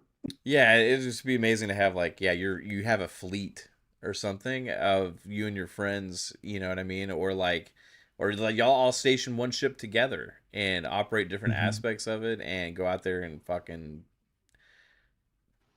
raid other people's camps. You know, you like board Yeah, other people's ships. I mean, I could just imagine the craziness that could ensue with the Starfield Online. But you know, we'll see. Like, if that's something they ever do. I know that Bethesda Game Studios game that we had been wondering what it was. The new not the Bethesda. Is it Bethesda Online studio? Like I forget the name of the the Elder Scrolls Online studio. Um, that does the Cinemax multiplayers. it's Online. just Bethesda Online or something ZeniMax like Online. that. Yeah, ZeniMax. Okay. ZeniMax Online. Yeah, the ones that were making the secret project. You know what I mean? That was in development for years. The one that Xbox last year canned. Yeah. Um, we had wondered if that was a Starfield Online or if it was a Star Wars or something. You know, for a long time we Turns out found it was out. just a sci-fi game. Yeah, it was a sci-fi MMO, new IP. You know, that game. Looked amazing. Could have Not been, going front. yeah, could have Yeah. been special, man. I, it did look really good. Can't say how. Take some of the factions from that game, put them in Yeah, Starfield. can't say how or when or where we saw this game. I mean, it was on Um, Twitter eventually. yeah, Yeah, did it somebody come to leaked the Twitter? footage. Okay, Yeah. all right. Um, but yeah, that game could have been something great, man. But hey, maybe they're gonna work on a Starfield Online now. That's hope. Who knows? Yeah, I would love it. But yeah, we got Starfield updates coming soon, and looking forward to seeing what they are. I think it will be their bigger expansion, bigger updates, bigger content. Not necessarily like Todd says, not like a 2.0, but it's going to make what Starfield is even bigger and better, right? Which is awesome to hear.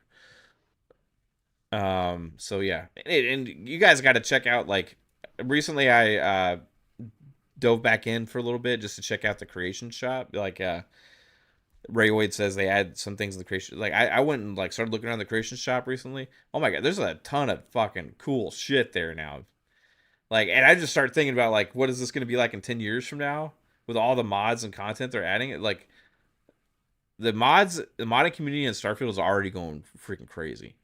Go check it out if you guys haven't seen it. There's a lot of awesome stuff on there. Um, but yeah, man. Uh, are you happy with that, Jasper? With Starfield being what it is, or did you want a 2.0? Yeah, I mean, I think maybe just the definition of 2.0 is what Bethesda doesn't like, because if they Yeah, add enough, like maybe they just didn't feel like they had enough content or added enough stuff yeah. If to they say call it this is officially 2.0, then like that Yeah. raises expectations more too. Of like, yeah, So maybe this update actually does have a lot of stuff in it. Like I'm thinking that like all I really want is just like more content and more things. Like if they add new mechanics and stuff, that's cool. But just like whenever you go to a planet, like you kind of start noticing that a lot of the same architecture and buildings kind of just are repeated across different stuff. So if they can just diversify some of the structures and the architecture and the yeah, content when you land on the different planets, I think that would go a super long way mechanic and stuff, just making the world seem a bit more alive and varied. And that's kind of just all I'm looking for is just stuff to make the game seem more alive. yeah. So you want more like maybe random events that can happen, you know? Yeah. Maybe some like new items and content, new mechanics like ships that are available, or tools, stuff like that. Yeah. Yeah, I think that could be cool, man. The one thing about Shattered Space is it revolved heavily around that one location, and I Yeah. think it'd be good for the next major update to kind of like expand around the core aspects of the game like that, like to add different elements across the game in that way as well. But yeah, man, I'm excited to find out what it is, and give me another reason to just dive back in. And man, I don't know. I've actually toyed around with the idea of like the way the game is designed. You can keep playing as the same character and going in and doing like the Starborn thing, and you keep Yeah. going to your playthroughs with the same character. I've actually toyed around the idea of just going back and starting a whole new character again, like just from scratch, instead of just doing that, because like the one thing I noticed doing the Starborn playthroughs is that even though it builds upon itself and all of that, is like the sense that the character, this is maybe just a me thing, but the sense of the character that I'm playing as has been there before, knows everything, and has the Starborn answers. It's like I don't like it. Like I don't want to ever choose that, because like I don't want to like be. I want the feeling of experiencing everything for the first time, and not like seeming like everything's a shortcut. You know what I mean? And I think I want that again just for me when I play it again Yeah. after a long run through. You know, because anytime if I step away from it for any extended period of time and I come back to it now, it's like at that stage to where it's like I'm just like, okay, no, I want like a fresh playthrough, new character, you know. This is this character's new experience, everything for the first like just a me thing, I guess, probably. But um let's see what else happened besides the Todd Howard stuff. Um oh yeah, like we mentioned it a minute ago, Avowed hit PS5. There's a bunch of things going on social media about how people are saying it's a good game now that trashed on it after it launched because PlayStation gamers are actually liking it. And it also had a lot of updates. So I don't know. Did you ever beat Avowed, Jasper? I played like an hour and a half of it and then never touched it again. Did it just not jive with you, or Yeah, I really wasn't feeling it, which is a shame because it was like one of my more hyped games that year. yeah? What about you, Fuzz? Did about, I think, 35 hours and then put it down for something I can't even remember right now. I think I actually put it down for Oblivion because Oblivion and that released, I think, right around the same time. And I've never played Oblivion prior, so Yeah. Do you have desire with updates to go back into it at all, or is this kind of like you just be content with waiting for two? no, I do have a desire to go back and finish it because there was a lot of things I liked. I liked the ability to be able to switch between like builds on the fly as far as like if you're doing magic as your go-to or you're using pistols as your go-to, it was easy to switch between those weapons. I like how the map you could use it to find out where some of the secrets are based on some of the icons and things like that. I like the way your camp setup was and how you would upgrade your gear. But right now, I'm back to Kingdom Come Deliverance. Like, long story short, I bought Kingdom Come Deliverance 2 when it first came out on Steam. Never touched it, never downloaded it.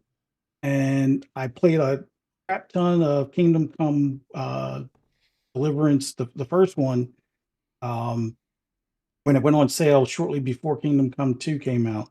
And, made it far. Like, I got, I think, 40 or 50 hours on Kingdom Come Deliverance 1 on Steam.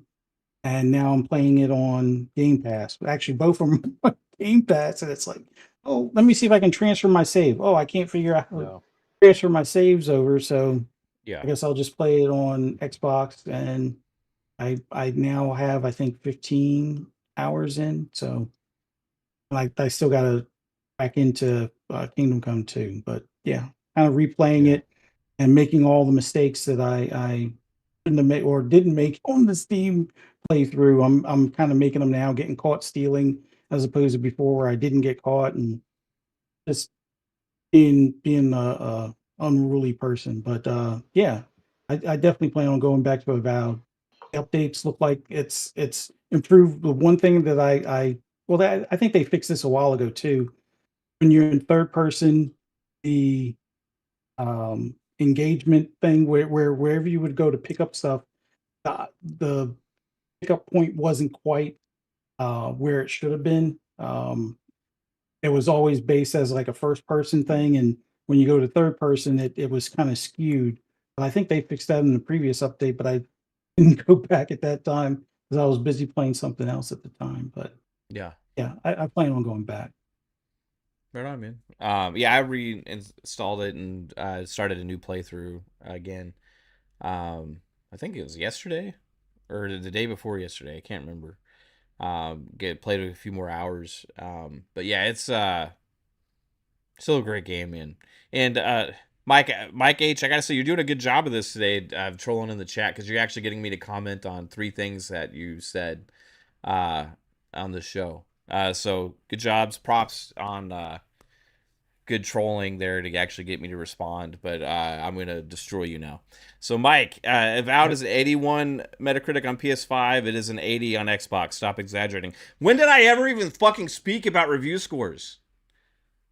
What the fuck are you talking about? I was talking about discourse on Twitter, a discourse on the internet from PlayStation gamers that shat on Avowed after release, saying it was horrible because it was an 80 on Metacritic, that never ever even cared to try it or play the game because they hate fucking Xbox.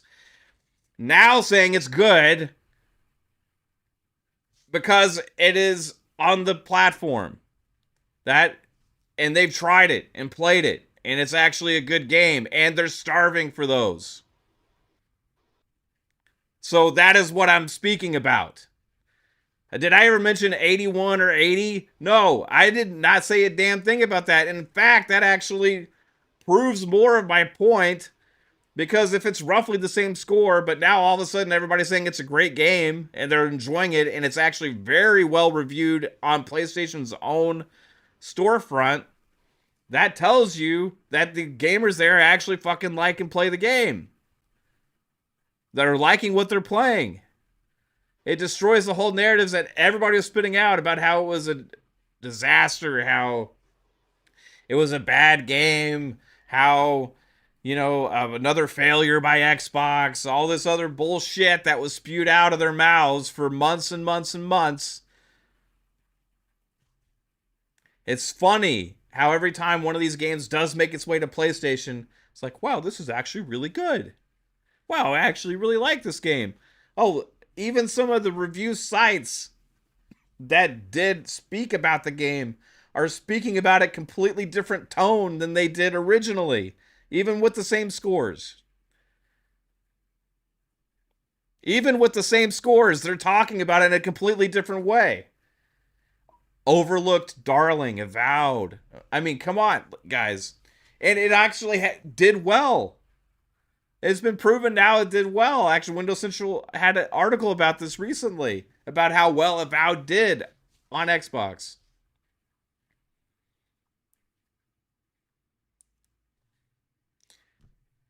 Just saying. Never did I even mention about the difference of review scores.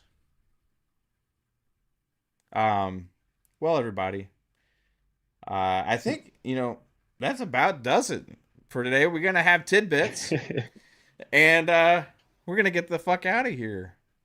So we'll look ahead at the games releasing for the week. All right, let's see here. We got tidbits incoming. Is there anything good this week, Fuzz? Off the top of my head, I can't. There's some decent ones this week. Right on. I'm just waiting for the first week in March. Yeah, good shit. What's the first week of March? Marathon? Pokemon game coming out. Oh, Pokemon. Yeah. Oh, when's the marathon? It's like a mid-March. Yeah. Or March 5th or 6th or something, I think. Or early March. Early okay. access. I'll be looking forward to giving it a go. All right, everybody. This is... Oh my god, my screen's in the wrong place. Ah! There we go. This is Tidbits, the segment where we look ahead at the games releasing for the week. Let's see what we got in store.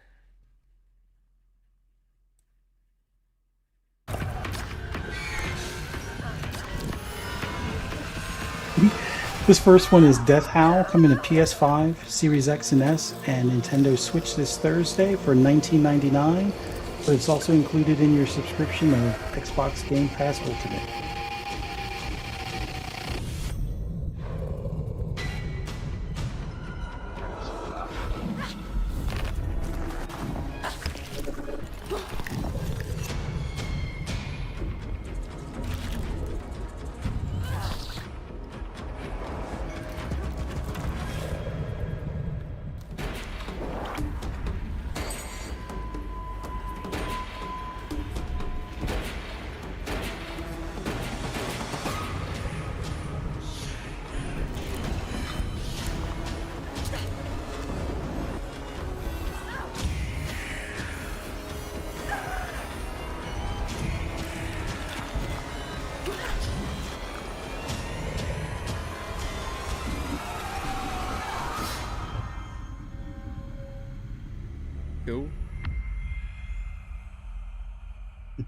Looks interesting. Yeah. All right, this next one is Demon coming to PC this Thursday for $19.99.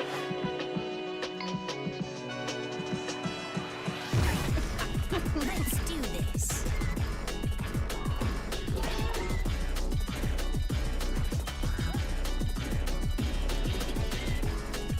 Sonic Demon Tides? Legend of Zelda Wind Waker. Mm-hmm.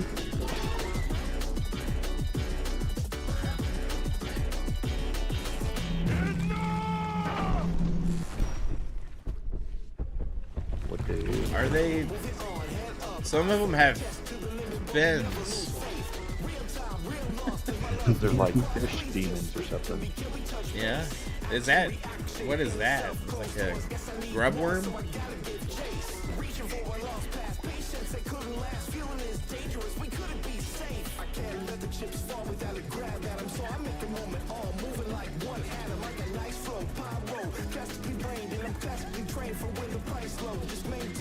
Interesting looking platform. Why does it sound like the guy from Linkin Park? Does it? The rapper?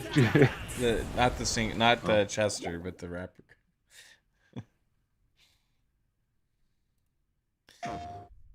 This next one is Love Eternal on PS4 and 5, Series X and S, Nintendo Switch, as well as PC this Thursday for $8.49. I miss 3-Bit being here for tidbits so we can get his comments on the aesthetic of the games. And all the indie games. Mhm. And their fonts. Why is this 10-year-old girl already have gray hair? She must be really stressed. We're gonna find out, I bet, Jasper.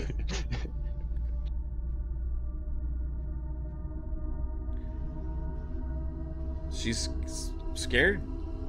That's why. Oh, that would scare me. Oh, she has a twin. Oh my god. Holy shit. Doppelganger. Let's find out. Do you have a twin? Yeah, that would be kind of spooky. I wouldn't like that if that happened in my house.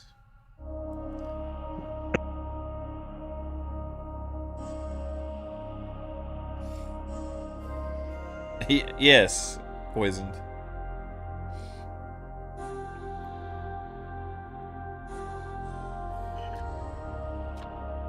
Oh, I don't like the way she just side-eyed me.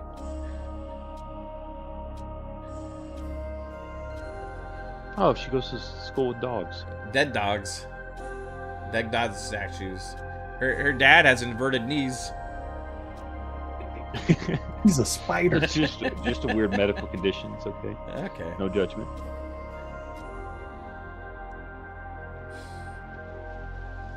I get the feeling this is a game about don't do drugs, kids. Don't do drugs.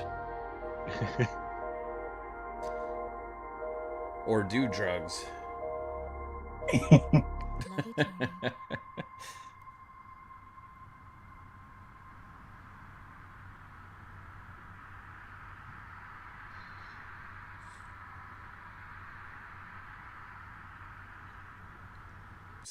That was a very long end screen with the Yeah.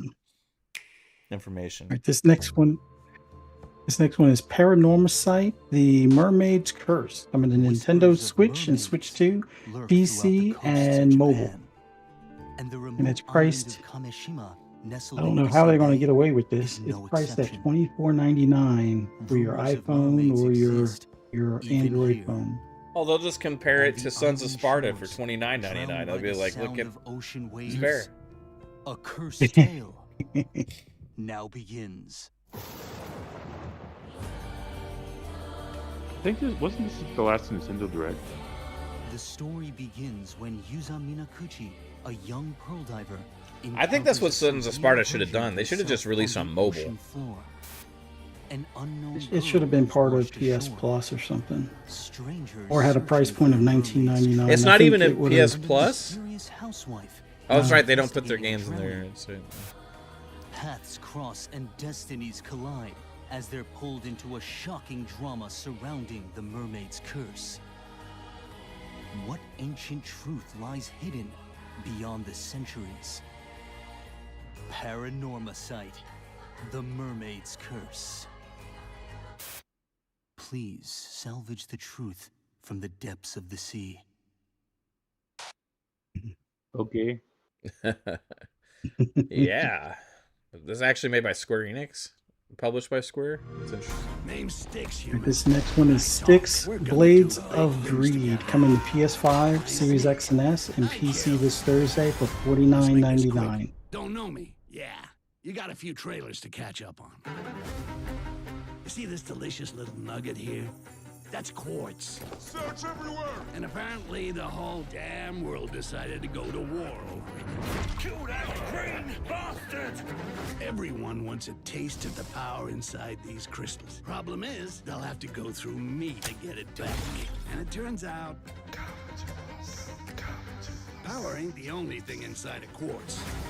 There's something darker in there, and it wants out.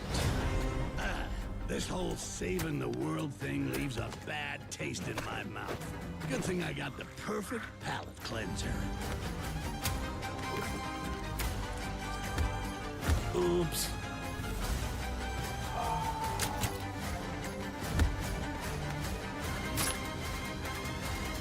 Have either of you played one of these? I mean, what's the point Nope. of all this power? I've seen if a I'm couple not of them on supposed the to have fun Xbox with it? store, but never actually picked them up.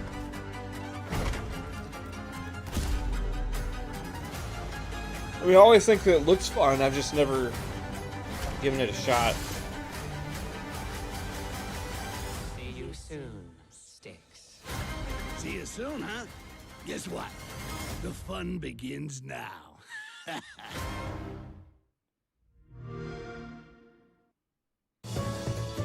Alright, this next one is Paladins, coming to PS4 and 5 and Nintendo Switch this Friday. It's priced at $24.99, but on the Nintendo eShop you can get it for as low as $16.24. Trembling in their But still. boots? Go back and bring me more loot. Paladins, bringing us joy wherever they go. Together they have a world to explore. Wait, haven't I told this tale before? Roll the dice, people. Only they can bring an end to this loop in time. With joy and some luck, a feat most sublime. Band together as friends, feed the dragon they must. Restore the peace. I don't have any comments Together they to say about sing the games like the this. Paladins hymn. This is it, their time is now. Paladins, out now. It's out now. Cool. All right, Wise X, The Proud Nordics, coming to PS5, Switch 2, and PC this Friday. Priced at $59.99 on PlayStation and PC, and $69.99 for the Nintendo Switch 2. Together as one! It's a good franchise. Normans ain't Fun defenders of games. justice. We're lawless brigands. $10 more on the Long Switch have 2. I been waiting upon this island. Legends tell of what's known as Yeah, the this. Sea King's So this is a Switch port How about it, Adel? This do anything for Yeah. you? Well, or Switch 2 port or whatever. Regular hotshot. Adel the Red doesn't disappoint. Ouch! Have a heart, Canoe. This is one fight we can't afford to lose. Right! It's time to end this! It's like the Wonder Twins. Wonder Twins. PS5. PlayStation. Yeah, it's It coming looks to just like. PS5, PC, and Switch. I don't even know if that's the one. If it's like a port or if it's the new one. I've played one last gen. I thought this was canceled. I thought they closed the studio down to make this. Well, they're releasing the Rainbow Six mobile game for iOS and Android. It is free to play with in-app purchases, and I hear there's going to be advertising in it. Oh, cool. Vault dwellers, welcome Oh, home. this is Fallout 4, the Anniversary Edition for the Nintendo Switch 2, coming out Tuesday for $59.99. Shoot, build. Oh, you guys excited to be playing Fallout 4 on your Switches? The wasteland. 10 years later? What remains of civilization. Every choice matters. Considering I played copy on my Steam Deck, I'm not buying it again for the Switch 2. I like playing stuff on my Steam Deck more than my Switch 2. From the heart of Diamond City to the shadowy corners of forgotten vaults, the Commonwealth is packed with stories waiting. We've spent years improving and updating Fallout 4 to take advantage of the newest console features and PC specs. And we've also downgraded it to look like shit on the fucking Switch. Enjoy. And traverse the wasteland in Fallout 4 Anniversary Edition, launching on Nintendo Switch 2, February 24th. Pre-orders begin later today on Nintendo eShop. This next one is Fur Squadron Phoenix, coming to the Nintendo Switch this Wednesday for $19.99. It's kind of crazy how much stuff just comes to the Switch. Yeah. We won't get Star A Fox, lot of but hey, we Switches out get there. a furry knockoff. Yeah, this is a straight up Star Fox knockoff right here, bro. Yeah. Star Fox. All right, this last one is Reigns, The Witcher, coming to PC, iOS, and Android. Once again, this is another weird one that they're charging this much, but it's $7.99 on iOS and Android.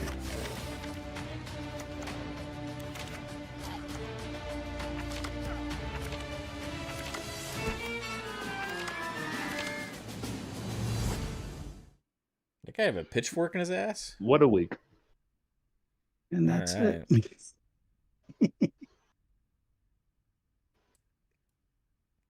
That was Tidbits. The games releasing for this week. Hopefully you found some gem in there you like. I didn't. I'm still going to give Death Howl a try since it's in Game Yeah. Pass. Yeah, I mean, hey, take advantage of your subscription, Fuzzy. Give it a shot. You know, maybe it'll be great. Fallout 4 coming to Switch looked like the best thing there. Yep. So, well, we'll see. Maybe next week is a better week, everybody. We have, games are going to start getting released and stuff as well. So, but yeah, thanks guys in the chat. Thank you all for being here. I appreciate everybody for watching Fun Speculation Podcast this week. We'll be back next week, Thursday at 8 p.m. Eastern Time. But Jasper, tell everybody where they can find you, sir. Yeah, you can check me out at Lord Jasper on Twitter, and then here most Tuesday nights. Tuesday, actually, or Tuesday, yeah, Tuesday, Thursday, Thursdays. Yeah. But I think next Thursday might actually be my last one because I switched shifts in March in March. So, yay! So, right on.